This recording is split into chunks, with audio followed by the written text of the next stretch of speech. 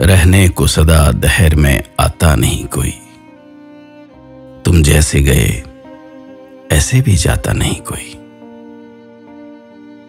इस दुनिया में कितने अनूठे और अनोखे रिश्ते हैं। कुछ खून के रिश्ते, कुछ मुंह बोले रिश्ते, कुछ मोहब्बत के, और कुछ ऐसे भी होते हैं जिन्हें कुछ नाम नहीं दिया जा सकता। आज दुविधा है, शब्द मौन है, एक अजीब सी खामोशी है। कोई है जो नहीं है, एक शख्स जो इतने कम वक्त में इतने दिलों में बस गया कि सहसा यकीन नहीं होता कि भाव बाड़ू भाव।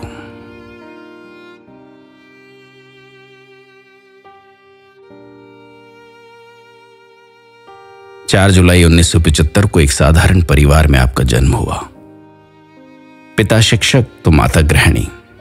भद्रावती में एक कपड़े की दुकान हुआ करती थी, यानी किसी भी तरह की राजनीतिक पृष्ठभूमि नहीं थी। बाड़ू भाऊ शिक्षा प्राप्त कर रहे थे, डी.फार्म कर रहे थे, लेकिन साथ ही साथ बढ़ रहा था सामाजिक सरोकार, सामाजिक संबंधों का दायरा। मौका चाहे जो हो, होली, दिवाली, ईद, नवरात्रि, सभी जगह भाऊ मौजूद।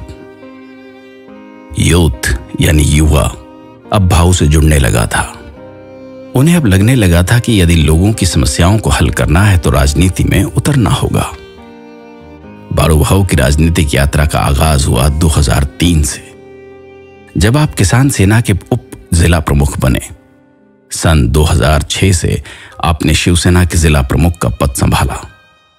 लेकिन इससे ठीक एक वर्ष पूर्व 16 मई 2005 को परमडो तालुका वनी के रहने वाली किसान परिवार से जुड़ी प्रतिभाताई आपकी जीवन संगिनी बनी। प्रतिभाताई जिनकी शुरू से सामाजिक कार्यों में रुचि रही, अब वो कंधे से कंधा मिलाकर बाड़ू भाऊ के साथ राजनीति में सक्रिय हो चली थी।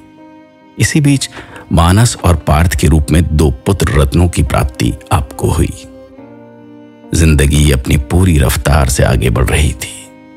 2014 में बाड़ू भाऊ वरोरा विधानसभा क्षेत्र से शिवसेना की ओर से विधायक चुने गए। 2018 में बाड़ू भाऊ शिवसेना के संपर्क प्रमुख और चंद्रपुर वनी आर्नी लोकसभा क्षेत्र के प्रमुख बने।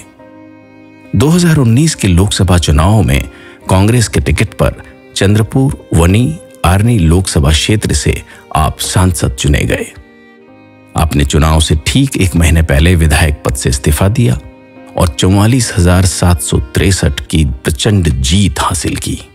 हालांकि 2011 में ही आपके आक्रामक तेवर और राजनीतिक क्षमता दिख पड़ी थी, जब आपने अपने नेतृत्व में भद्रावती नगर सेवकों को चुनकर लाए थे। 2019 में आपको केंद्रीय कोल एवं स्टील समिति तथा राष्ट्रभाषा समिति के सदस्य पद पर नियुक्ति मिली। राजनीति से भी अधिक आप सामाजिक क्षेत्रों में लगातार सक्रिय रहे। धर्म, मजहब, जाति, पंथ से ऊपर उठकर आपने सभी वर्गों के लिए कार्य किया। नवरात्रि के दिनों में आपका डांडिया बहुत ज्यादा मशहूर रहा और भाऊ के डांडिया के नाम से जाना जाने लगा। CSTPS और WCL के प्रकल्पग्रस्तों के लिए संघर्ष किया और उन्हें न्याय दिलवाया। कोल इंडिया के निजीकरण का आपने कड़ा विरोध किया। जब पूरी दुनिया कोविड-19 की महामारी का शिकार हो रही थी, जब हर तरफ खौफ का माहौल था, अपना अपनों से मिलने को डरता था, तब यही बाड़ू भाऊ थे जो PPE किट पहनकर सरकारी अस्पताल में मरीजों के इलाज की व्यवस्था देख रहे थे। साथ ही साथ जरूरतमंद लोगों तक राशन के किट पहुंचा रहे थे। अपनी तथा प्रतिभाताई की विकास निधि से 1 करोड़ की निधि आपने जरूरतमंदों में वितरित की। समाज के एक और उपेक्षित वर्ग तृतीय पंथी के विकास के लिए भी विशेष प्रयास आपने किए। उन्हें निवास स्थान उपलब्ध करवाए और लोकसभा में उनके लिए पुलिस डिपार्टमेंट में 2% रिजर्वेशन के लिए आवाज उठाई। लोकसभा क्षेत्र में आपको भूमि पुत्र के नाम से जाना जाता है। किसानों की समस्याओं को लेकर, चंद्रपुर में उद्योगों की मंजूरी दिलाने को लेकर आप संसद में हमेशा आवाज उठाते रहे और उद्योग स्थापित करने में आप सफल भी हुए। एक युवा तेज तर्रार नेतृत्व, जिनके दिल में अपने क्षेत्र के विकास के ढेरों सपने थे। एक समय जब कांग्रेस के प्रमुख राहुल गांधी भारत जोड़ो यात्रा निकाल रहे थे, तब पूरे जोश और जुनून के साथ बाड़ू भाऊ धानोरकर भी उसमें शामिल हुए, और न सिर्फ शामिल हुए बल्कि ढेरों कार्यकर्ताओं के साथ श्री राहुल गांधी का हौसला भी बढ़ाया। जमीन से जुड़ी शख्सियत, जिनके लिए छोटे बड़े में कोई भेद नहीं था, पुराने दोस्तों को वो कभी नहीं भूले, संघर्ष के साथियों को हमेशा साथ लेकर चले। कई लोगों ने उन्हें अपने पुराने दोस्तों के साथ छोटी सी दुकान पर, छोटी सी चाय की स्टॉल पर बैठे देखा है।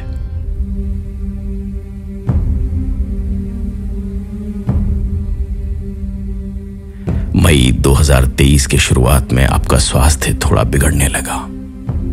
बावजूद इसके वो कार्यक्रम करते रहे, कार्यकर्ताओं से मिलते रहे, मीटिंग्स लेते रहे, लेकिन नियति को कुछ और ही मंजूर था। इधर आपका स्वास्थ्य बिगड़ा, आपको नागपुर रेफर किया गया, जहां आपके पिता को भी भर्ती किया गया था। 27 मई 2023 को आपके पिता ने अंतिम सांस ली। अस्पताल की 7वीं मंजिल से बाड़ू भाऊ नीचे आए, पिता के दर्शन किए, उन्हें पुष्प अर्पित किए और वापस अपने वार्ड में चले गए। समय क्रूर हो चला था। उसी रात तबीयत ज्यादा खराब होने लगी। दिल्ली के मेदांता में आपको शिफ्ट किया गया और 30 मई 2023 को अपने लाखों चाहने वालों को अकेला छोड़ अंतिम यात्रा पर निकल पड़े।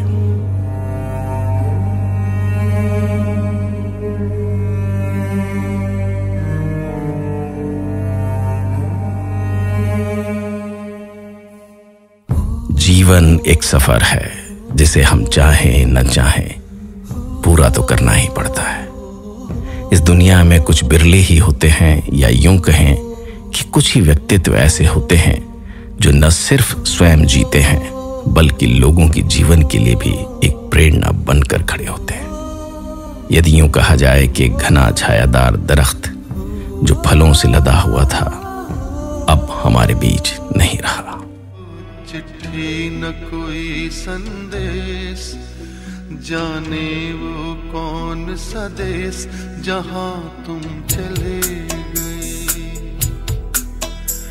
चिट्ठी न कोई संदेश, जाने वो कौन सा देश जहां तुम चले गए।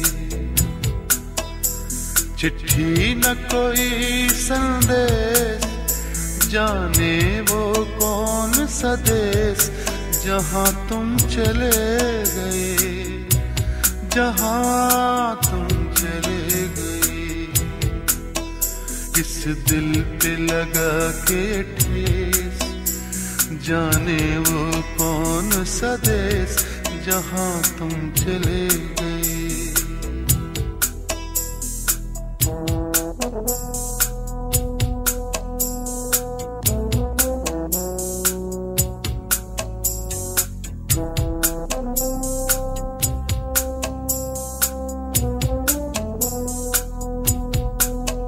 अब यादों के कांटे इस दिल में चुभते हैं, ना दर्द ठहरता है ना आंसू रुकते हैं। तुम्हें ढूंढ रहा है प्यार, हम कैसे करें इकरार कि हाँ तुम चले गए। चिट्ठी न कोई संदेश, जाने वो कौन सा देश जहां तुम चले गए, जहां तुम चले गए। इस दिल पे लगा के ठेस, जाने वो कौन सा देश जहां तुम चले गए।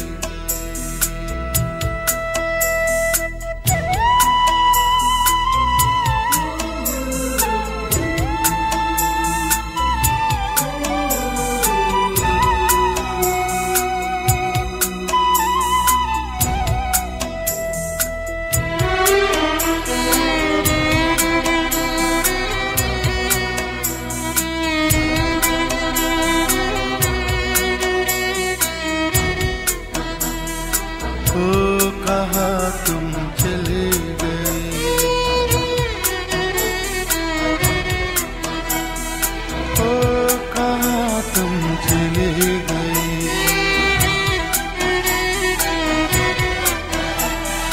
हो कहाँ तुम चले गए।